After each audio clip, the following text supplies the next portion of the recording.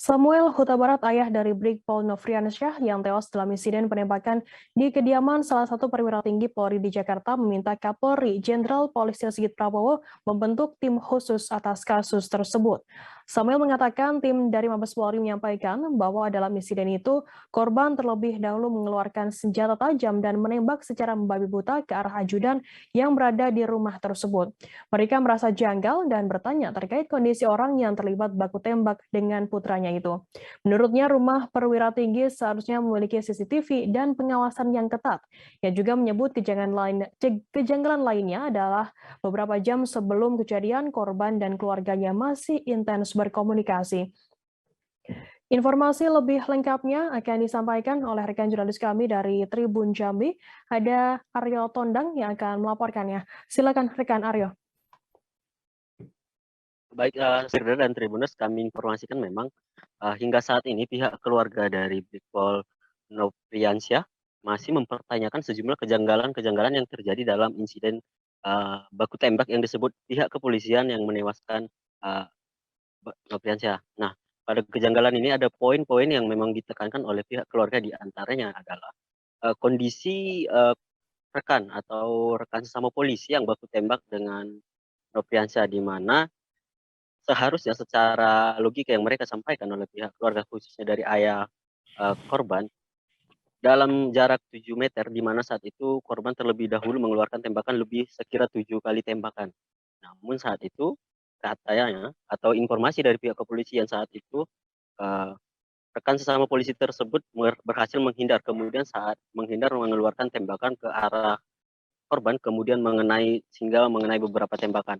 Ada 4 tembakan yang dapat di tubuh korban. Nah, itu menjadi pertanyaan sendiri, bagaimana kemudian sampai saat ini kondisi daripada lawan dari korban sendiri belum diketahui. Tapi pada poinnya adalah, lawannya tersebut tidak mengalami luka tembak. Kemudian juga, pihak keluarga juga mempertanyakan terkait situasi pengamanan di rumah kediaman dari Kadif Propam sendiri, yang di mana menurut pada keluarga, khususnya dari ayah korban, di rumah seorang jenderal, khususnya di rumah dinas, seharusnya dilengkapi dengan CCTV. Nah, pihak keluarga meminta pihak kepolisian untuk segera mengungkap kondisi serta rekaman-rekaman CCTV yang berada di kawasan atau seputaran kejadian untuk mengungkap sebenarnya kronologis pasti kejadian ini. Tidak hanya itu, Firda, dalam selesai prosesi pemakaman, tadi malam lebih dari sekitar 50 orang personel yang terdiri dari Mabes Polri dan juga Polres Muaro Jambi datang ke lokasi. Nah, kedatangan ini tanpa diketahui dan terkesan seolah-olah menyerobot masuk ke dalam rumah korban. Nah, saat itu kawasan pintu gerbang serta halaman rumah korban dikelilingi oleh personil dijaga ketat. Saat itu polisi menyampaikan kronologis, tetapi pihak keluarga tidak diperkenankan ikut. Hanya ada keluarga inti, yaitu orang tua, kedua orang tua dan juga adik korban. Sementara keluarga lainnya dilakukan di ruangan terpisah dan dikawal ketat agar tidak masuk ke dalam ruangan berikutnya. Nah, saat itu juga mereka diintervensi untuk tidak kemudian mengambil rekaman atau memegang HP untuk mengambil situasi di dalam rumah saat proses penyampaian kronologis yang disampaikan dari Mabes Polri. Itu menjadi hal-hal yang pertanyaan sampai sekarang, Firda. Kemudian juga sampai saat ini mereka berharap bahkan kepada Presiden Jokowi untuk turut memberi perhatian untuk kejadian ini, Firda. Mungkin sekian, Firda, yang bisa disampaikan. Ya, baik. Terima kasih rekan Aryo Tondang dari Tribun Jambi atas laporan Anda. Selamat bertugas kembali. Dan Tribuners, akan kami tampilkan keterangan yang tadi sudah dihimpun oleh rekan Aryo dari Samuel Huta Barat, ayah dari Brigpol Nofriansyah. Berikut liputannya untuk Anda. PKP, biar jangan simpang siur katanya di berita di media. Soalnya katanya lain medianya, lain versinya wajar.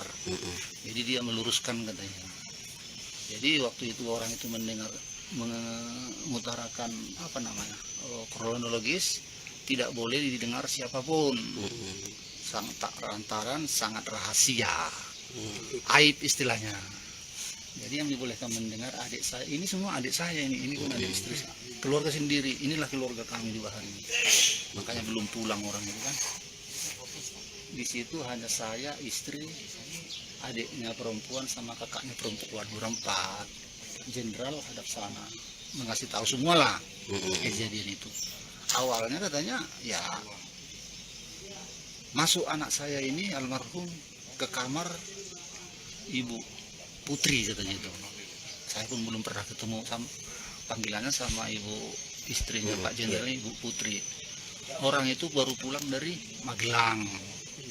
Sedangkan ke Magelang pun anak saya kan memang ikut. Pulang dari luar kota biasanya Ibu Putri ini tidak langsung pulang ke rumah pribadi. Di rumah dinas dulu untuk swab, entah PCR itulah, memeriksa corona, kira-kira begitulah. Jadi sesudah diperiksa menunggu hasil, ibu ini katanya rebah-rebahlah, istirahat di kamar. Istirahat ya, namanya di kamar pribadi kan kita udah maklum bagaimana kita berpakaian, agak sensitif lah. Jadi tiba-tiba katanya masuk anak saya ini ke kamar ibu ini, ke kamar jenderal ini, dengan membawa senjata, langsung menodongkan si ibu. Senjata ini langsung merabat. Terima kasih sudah nonton. Jangan lupa like, subscribe, dan share ya.